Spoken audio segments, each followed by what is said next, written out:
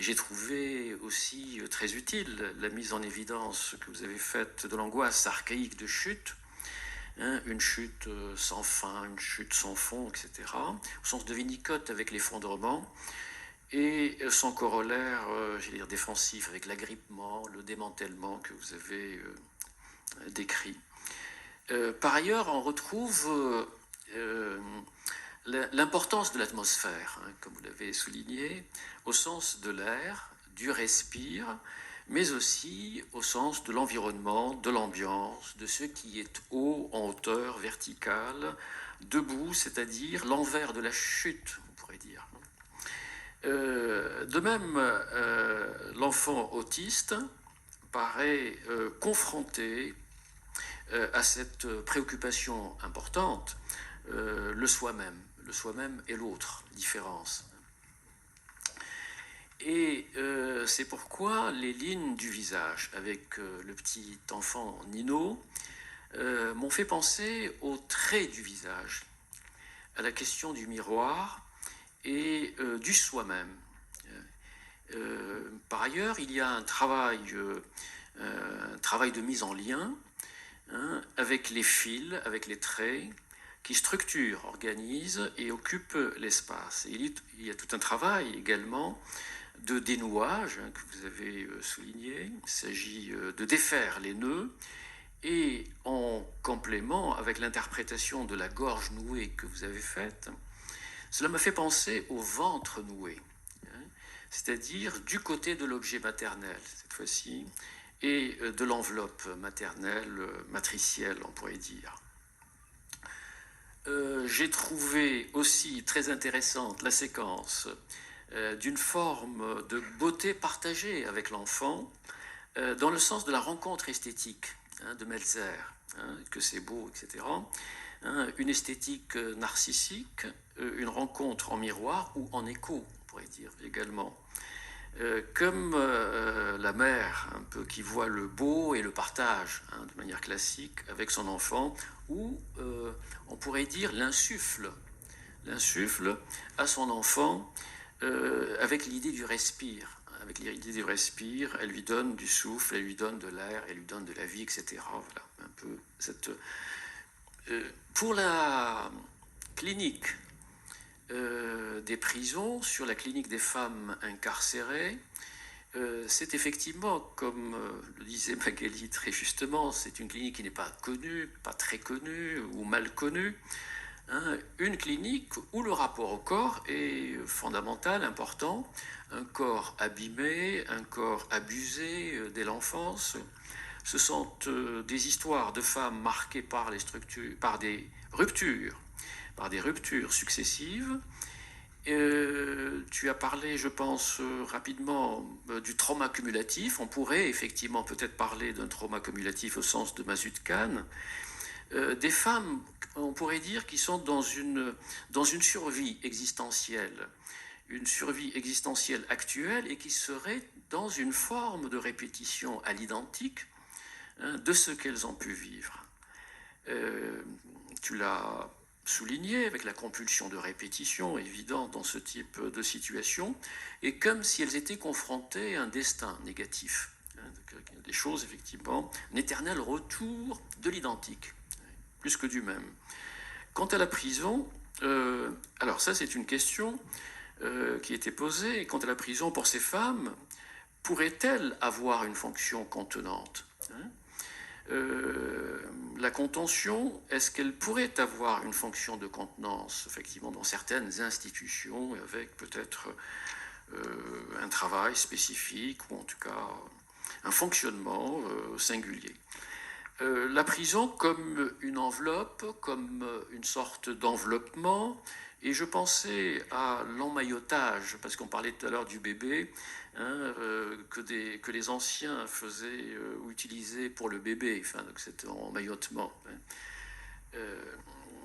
Je pensais plutôt qu'avec certaines personnes, certains détenus, la prison pourrait avoir un effet calmant.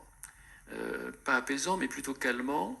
Et elle peut créer, par ailleurs aussi, ou au contraire, l'isolement et la détresse.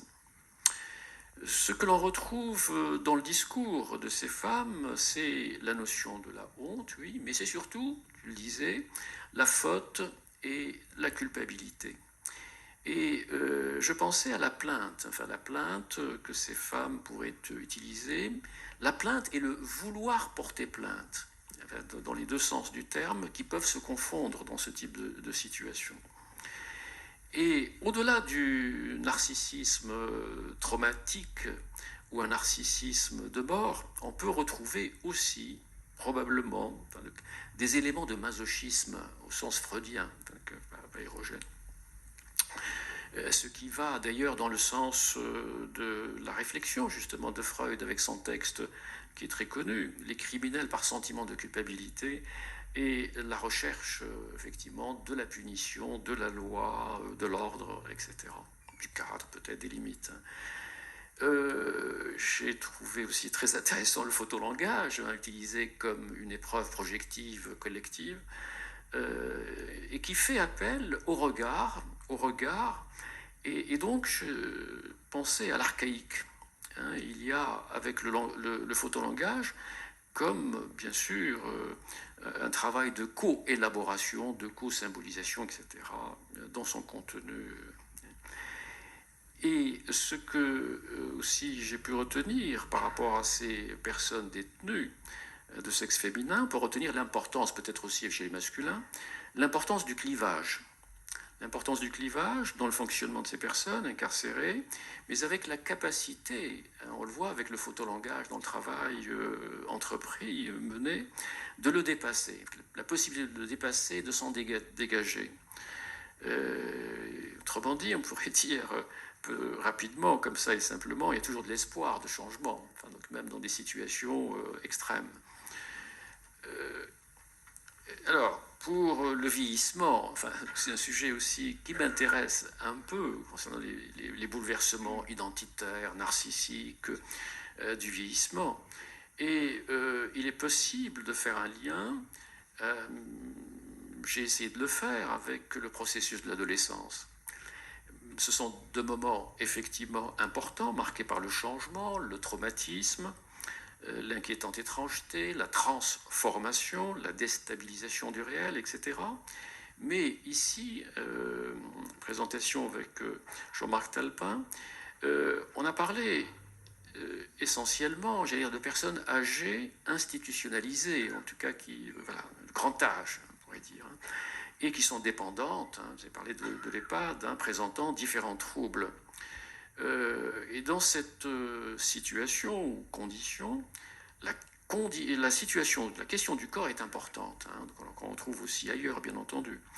C'est un moment avec le vieillissement de rupture, de désaccordage entre le corps et la psyché, ce que j'ai appelé une fois avec justement Christelle, une rupture du moi-corps.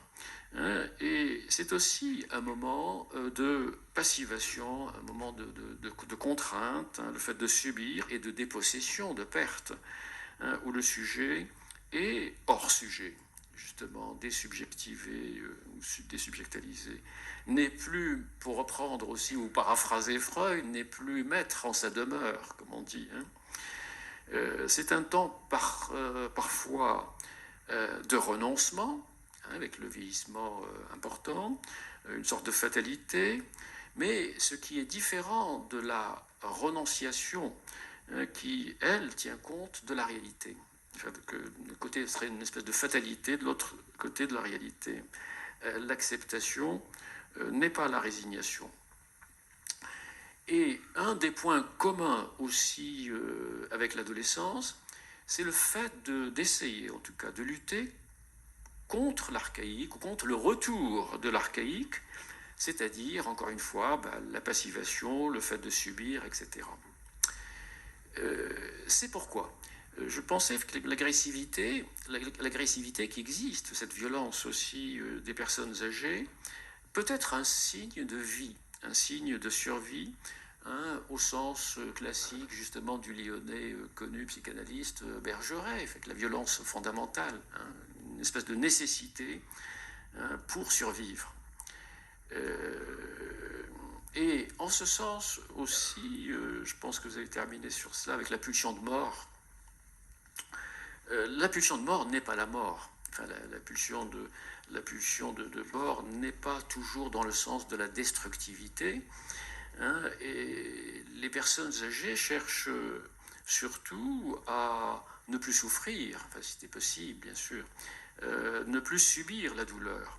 Et cette intrication pulsionnelle semble indispensable jusqu'à la finitude, enfin, elle ne s'arrête jamais, hein, mais avec des spécificités en fonction de l'âge, bien entendu, des accommodements en fonction des possibilités et des potentialités liées à chaque période, effectivement. Et donc, c'est une intrication ici dans le sens de la survie et de l'autoconservation, on pourrait dire, voilà, plutôt que dans l'éros, bien entendu. Merci.